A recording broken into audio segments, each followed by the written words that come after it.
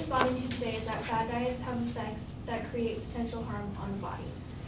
I don't think that we can say that fad diets do not have effects on the body. However, I think that the arguments could have been a little bit better. So the secondary claims are that fad diets have negative effects on the body, there are psychological effects created by fad diets, and that fad diets have little medical backing. So for claim one, a lot of the evidence used is very vague. It uses terms like many of these diets and detox teas, but we don't really know what she means by fad diets. Like, it's never really clearly defined. And it could mean celebrity endorsed diets, or it could mean diets like keto or paleo or juice cleanses. And for the first one, she also states that fad diets could have serious health problems later in life, but she never says what those health diets are, or those health problems are. Those health diets, sorry. Like paleo, like high protein diets could cause kidney stones and things like that. She never goes into stuff like that, or how they create heart issues. For the second claim, there wasn't enough evidence to back it up. There was only one quote for this, and there was a lot of evidence for it. She could have gone into how the psychological effects of restricting food intake could trigger a genetic predisposition in people, or that it could lead to feelings of guilt over lack of self-control, low self-esteem, poor body image, and obsessive thoughts. And that people are more likely to experience depression. She also didn't elaborate on what eating disorders actually are, like anorexia or bulimia or binge eating. And then for the third claim, although it is stated that fad diets have no medical backing, there's no expert testimony that actually says that they don't.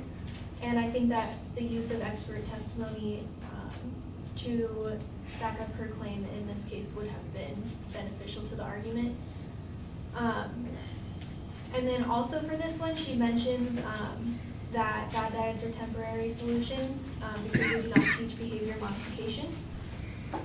And she never goes into what behavior modification actually means or how it would be better. So the audience doesn't know what is meant by that. And overall, I think that it just could have used a lot more elaboration, and it would have been a lot better of an argument if she had done so.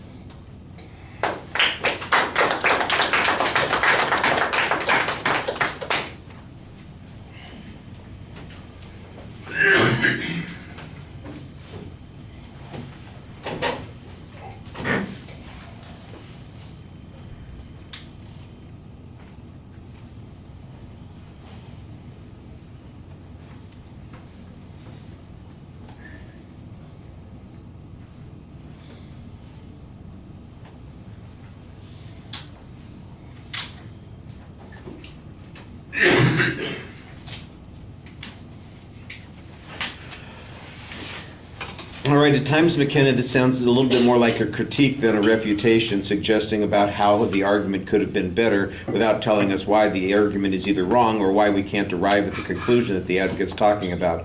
On that first point where you're talking about the vague language that's being used, I think there are a couple of things that are very good points for you to make. You know, we don't really know what a fad diet is or what detox is supposed to refer to, and what many constitutes. There's no discussion of what the long-term harms are. There's an absence of evidence on those particular things. I think those are good claims.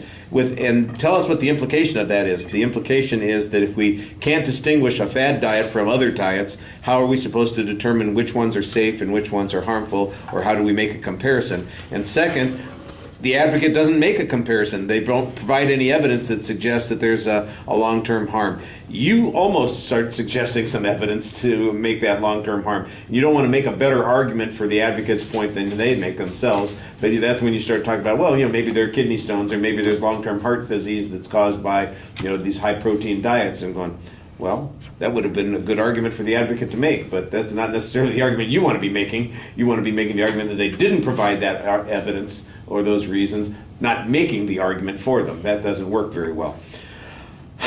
All right, on the second point, there's an argument that, again, suggests there's not really enough evidence on this particular point, which I think is a good press. Then there's a whole discussion about what the psychological effects could be, and you've got some hypotheticals about triggering predisposed conditions that might exist ahead of time.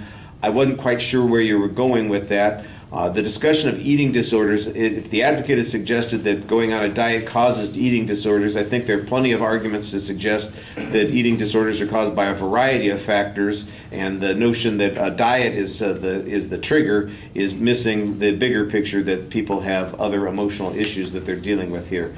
And then the same thing on the third point, that really does sound like a critique of the advocate's argument. I think we're back to the notion that they don't discuss some of those things. That's a good press to make on those points. Don't make the argument for them. All right, thank you. I haven't checked our time.